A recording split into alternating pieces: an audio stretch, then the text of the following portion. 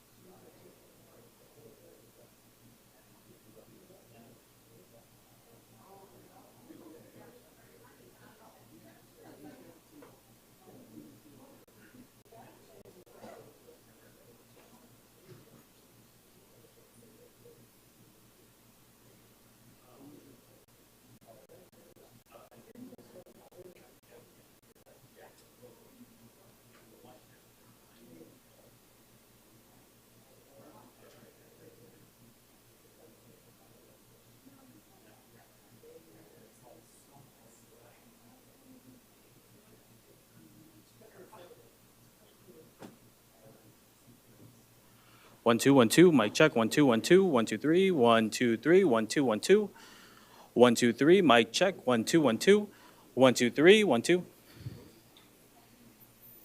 All right.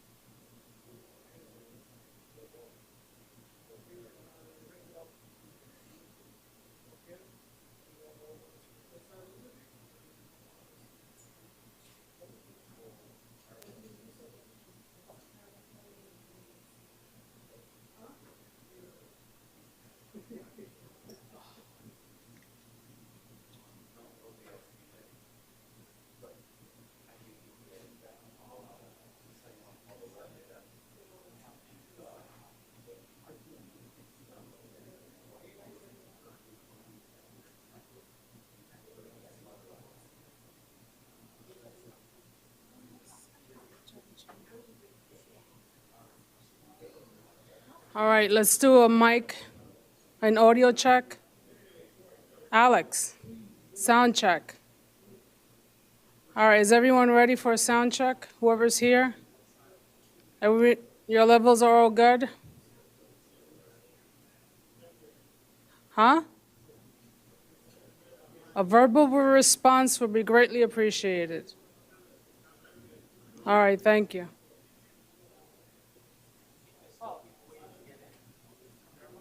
Huh? Yeah, I'm just doing these guys that are here now. If there's anything wrong, we can address it now, opposed to waiting till everybody else comes in. Jamal, you got your sound? All right, thank you.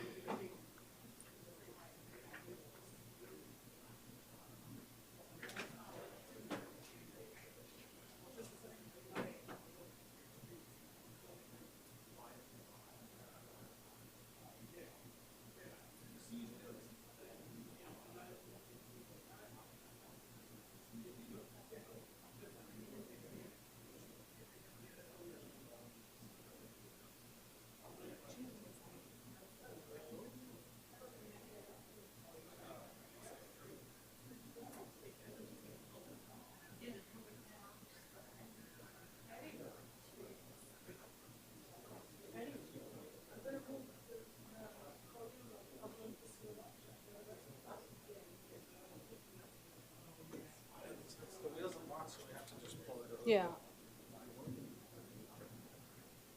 Jamal. Good? Thank you.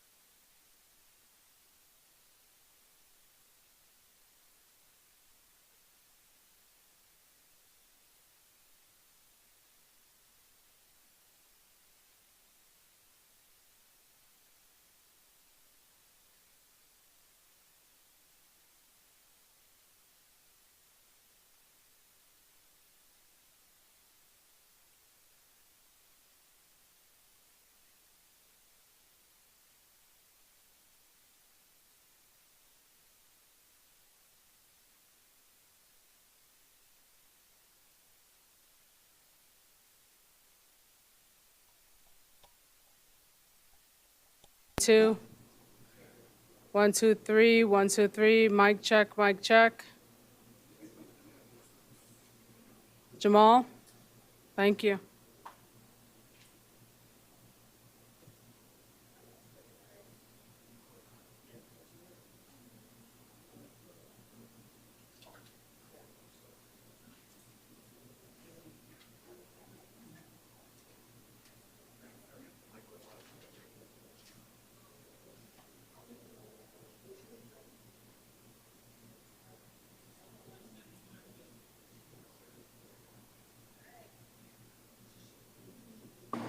Check, check.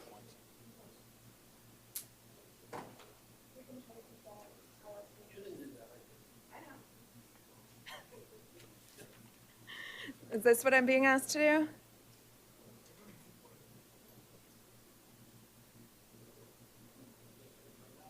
Are we good? Okay.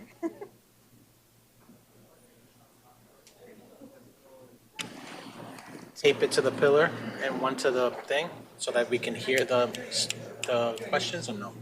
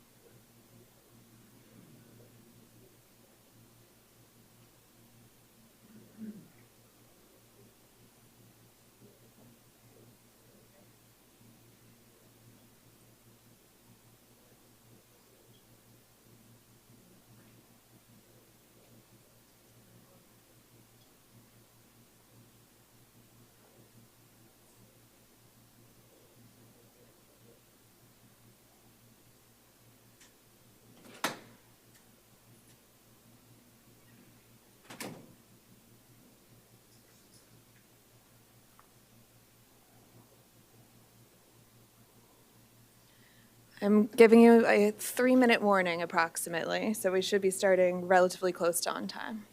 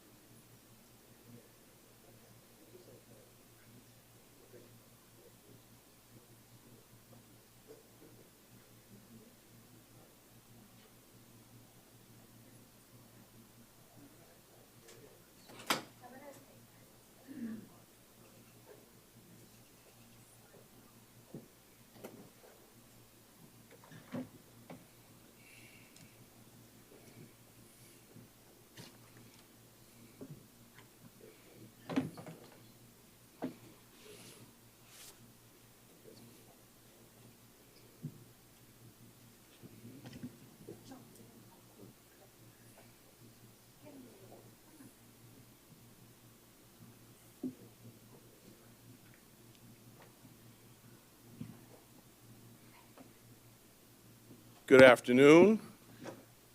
I'm Alvin Bragg, Manhattan District Attorney. I'm honored and privileged to be joined by Police Commissioner Jessica Tisch. First and foremost, I want to extend my deepest condolences to Mr. Thompson's loved ones and colleagues. His family deserves our respect as they continue to grieve. Our work will never be able to undo the fact that a life was lost.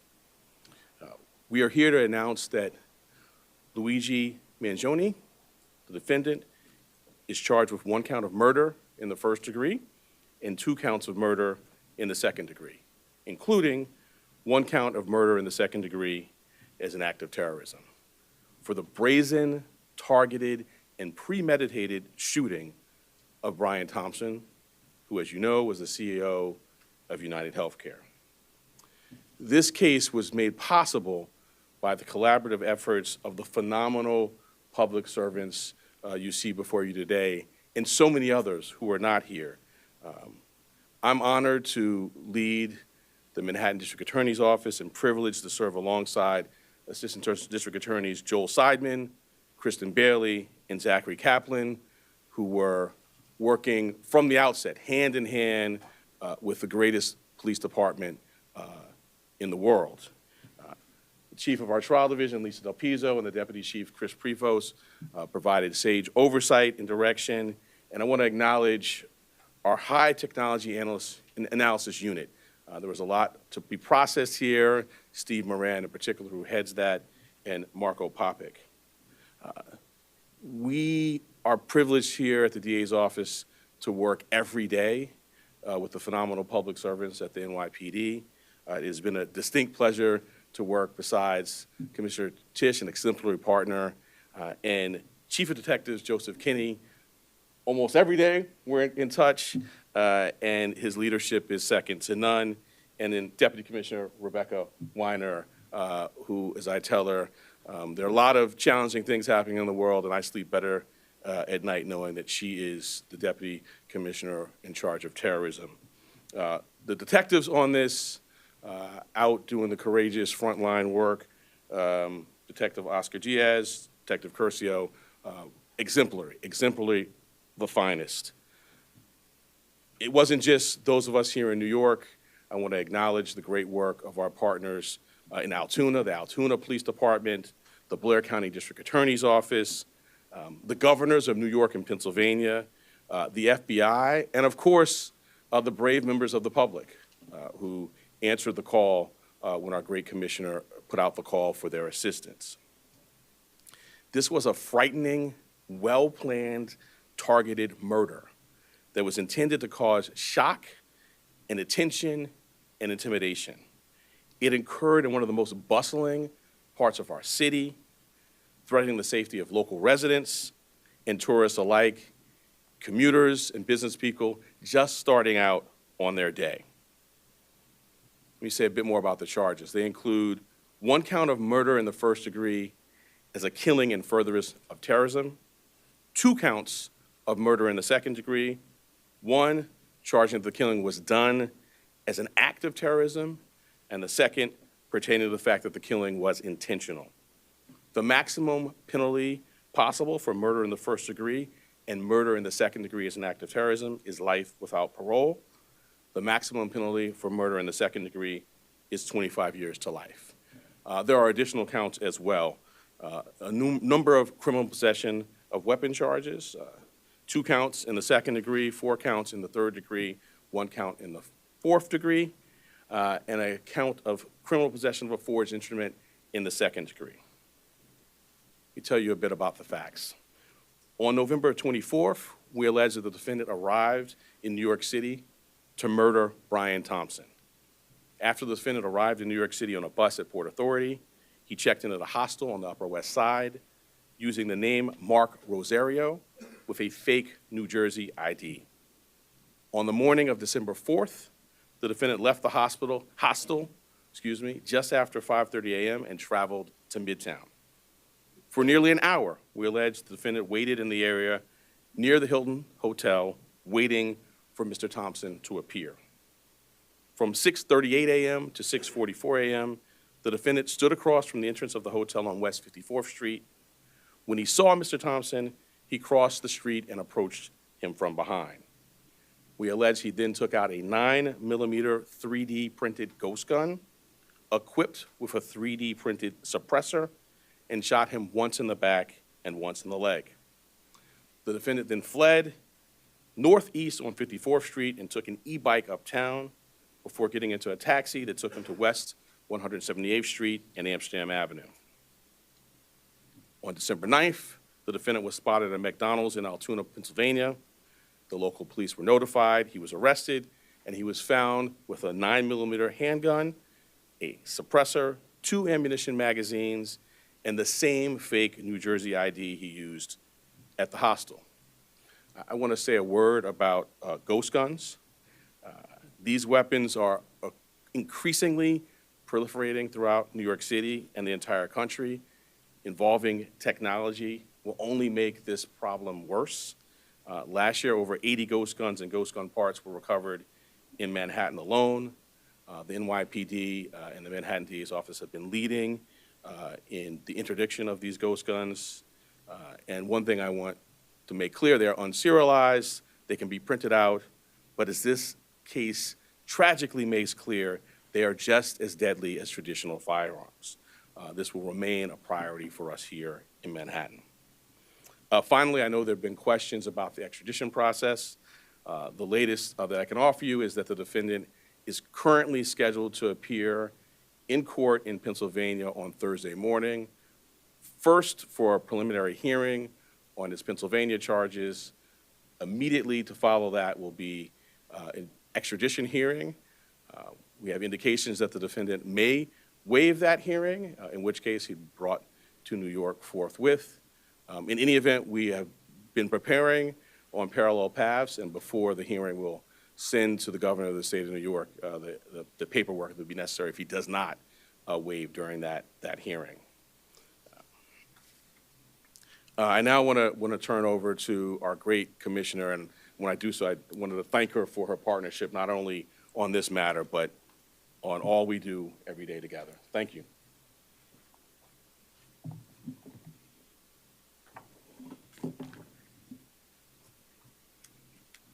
Good afternoon, everyone.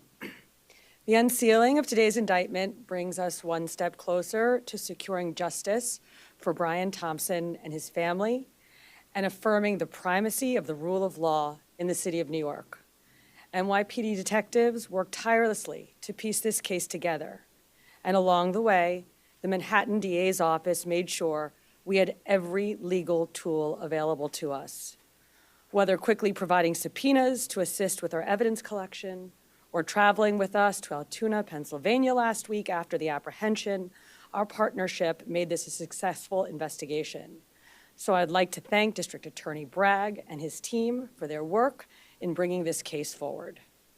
Part of that work included the relentless collection and analysis of surveillance video by our detectives, which ultimately produced a clear image of our suspect. That image was shared far and wide through the media, and thanks to an observant McDonald's customer and the employee who alerted the police, Mr. Mangione was quickly brought into custody. This outcome is why we always emphasize the critical role of the public in our public safety mission. So again, I want to thank everyone who saw something, said something, and did something. That is why we have a suspect in custody today. As DA Bragg said, Luigi Mangione is now formally charged and indicted for murder. And let me be perfectly clear.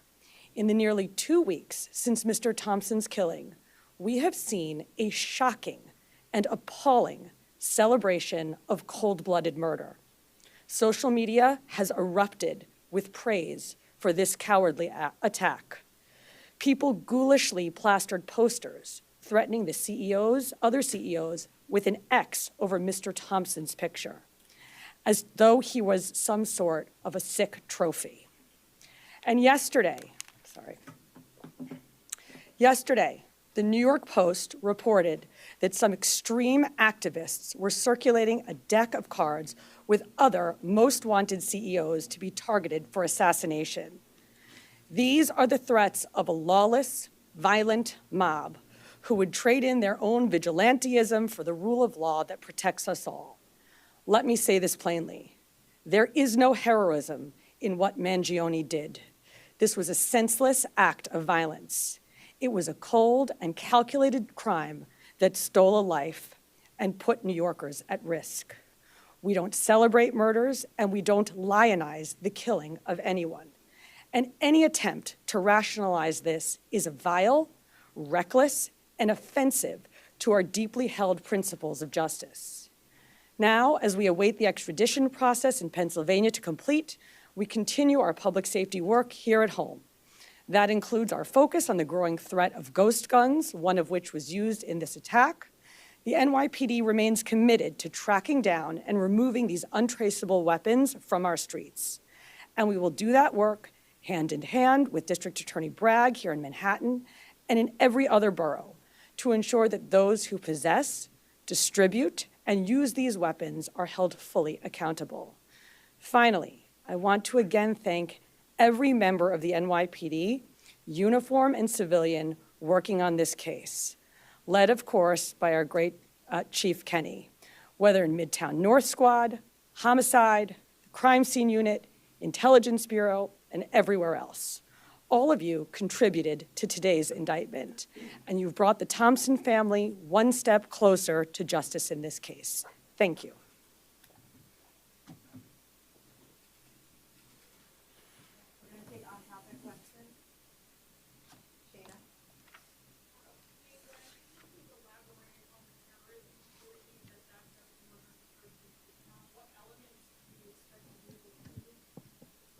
Sure. So, in its most basic terms, this was a killing that was intended to evoke terror. And we've seen that reaction. The statutory elements we can go into, but its most basic term, that's what this is. This was not an ordinary killing, not to suggest that any killing is ordinary, but this was extraordinary, and the New York State Legislature has, set out, both the paths that we talk about, both the murder one and murder two, and this, we allege, is certainly squarely within those statutes, which talk about intending to do exactly what we saw happen here. Maybe Chief Kenny could get into this, but I'm wondering sort of the timeline between December 6th, when the FBI was notified by the San Francisco police about this missing person that was called in from Luigi's mother, and the time that they contacted you about this. Were you aware of this when he was arrested, or is this something that was still being processed at the time? And what did his mother say? So the original missing report took place back in November 18th in San Francisco. The sergeant that was involved in that case reached out to the San Francisco field office and said, hey, basically, I'm working on a missing case. I saw the photograph that was distributed by the NYPD. There bears a resemblance. That tip was forwarded to us close to 45 hours after the incident took place. It showed up to a TFO, which is a task force officer. We have NYPD officers embedded with the FBI. They received that tip. It was one of 4 tips that they had received that day, and they were vetting it. Part of that vetting process was that they reached out to Mangione's mother in San Francisco very late on the 7th. They had a conversation where she didn't indicate that it was her son in the photograph, but she said it might be something that she could see him doing. So that information was going to be passed along to the detectives the next morning, but fortunately, we apprehended him before we could act on that.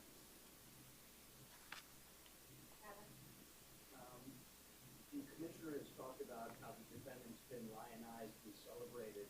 I'm wondering how concerned you are about a potential jury knowing that someone on that jury would be someone that would lionize and celebrate him. Well, I want to echo the commissioner's words and concerns, which I think were put forth beautifully. I mean, we see a lot in these jobs. I meet with the families of homicide victims, and I just can't wrap my head around the notion that someone is celebrating this. To your specific question, we're at the beginning of a litigation now with our charge. We have a phenomenal trial team in place, led by ADA Joel Seidman, who has been in this office for more than 40 years and handled some very challenging matters. We have a voir dire process in place. I have faith in our jury system to select 12 people who can be fair and impartial, but we'll move forward, and that's something well down the road, but we'll be ready when that time comes. Two questions if possible. One will be about Mr. Thompson's family. But the first, I want just maybe to explain more to viewers how you come to the conclusion that this is an act of terrorism. I think it's an important part of this. And so I'm hoping maybe you can explain that a little more, just sort of define maybe the statute here a little bit. Sure, and my point, I mean, the statute talks about attempts to influence or coerce a civilian population. The statute talks about intending to influence a policy of government, and it talks about seeking to, put forth things sort of similar to that by murder. So the statute, the plain language of the statute is clear. Obviously, we've charged it, the grand jury has voted on it, and we intend to go forward and prove it. But I think it does help to take a step back, and think about the proof in the case, some of the writings. I'm not going to get into too much of that, but and the actual reaction. In the middle of Midtown, the beginning of a busy day, tourists, commuters, business people, the intent was to sow terror. And if I could just on Mr. Thompson's family, sadly, as you say, not a lot of focus has been given to Mr. Thompson or his family. I'm wondering if the services folks or any of the folks in your office have been talking to them and what that's been like. If there's anything you can say about that. I'm not going to talk about communications with the family other than to say that we have a robust survivor services staff here that is second to none. But I would not talk about communications with any family. I don't think it'd be appropriate. But I appreciate your concern. Well, it's just because, indeed, like you're saying, there's been so much focus on the suspect. It's quite different than what we normally see. I echo what the commissioner said, and the sentiment of your question, my heart goes out to it. I mean, this is a significant piece of what we do here, is we center the trauma of survivors and victims and their families. A significant piece of what I do is sit across the table and look people in the eye and, when appropriate, if they want to, offer a hug. And we have dedicated advocates and counselors and great staff that focuses on that. So I agree completely with you. And I wish that that's where the public's focus was exclusively. That's where it should be. That's where it is here, in addition to obviously the facts and the law and the case. But because of respect for where your question is coming from, I'm not going to get into communications. Given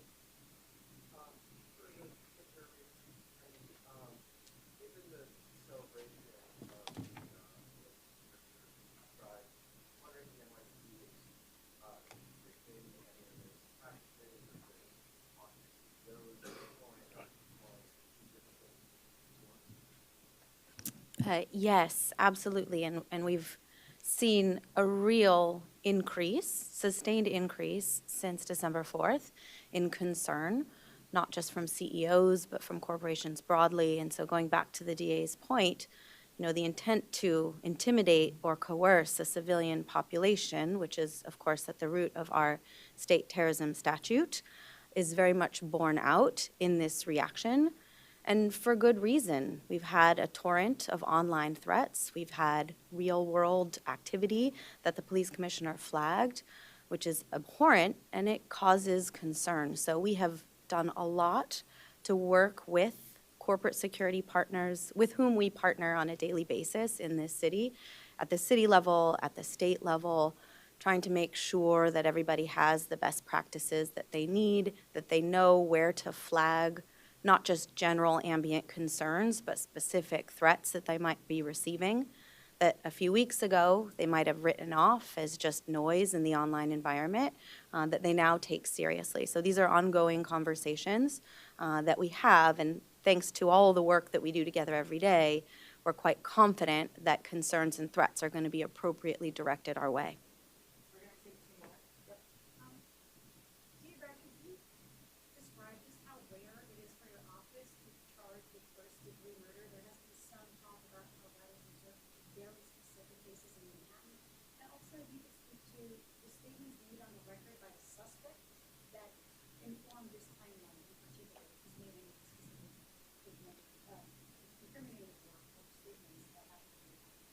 So I'll address the first piece. The first-degree murder statute has a number of subsections. They're sort of clearly delineated, and they are reserved for, the most abhorrent conduct, killing a police officer, serial killing, and the terrorism is one subsection of that. And so I would say, fortunately, that's not happening a lot. Taking a step back, I can't think of another office that is more equipped to handle a terrorism charge. We have a great terrorism unit. We were at the forefront of getting the statute passed. Within the last 2 years, we've tried 2 very significant terrorism cases, one involving an English-speaking operative based in Jamaica, and another involving someone who was here and funding overseas terrorism by cryptocurrency. So we have the expertise, and as I mentioned, the expertise on this team, and so we're prepared to go forward. Yeah, I'm not going to go beyond what's in the filing. All right, last question, Laura?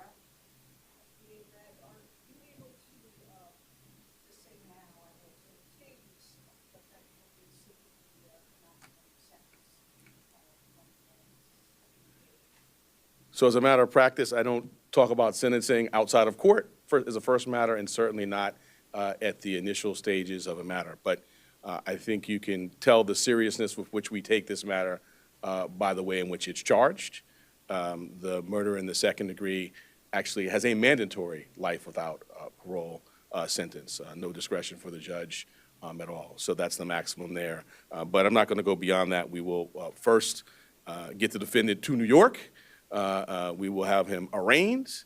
We will be before our judge. We will engage in pretrial litigation. If there's a trial, we're ably equipped to do that. And then we will proceed to sentencing, at which point we'll make our arguments in court. Thank you all so much. Thank you. Taking your vote.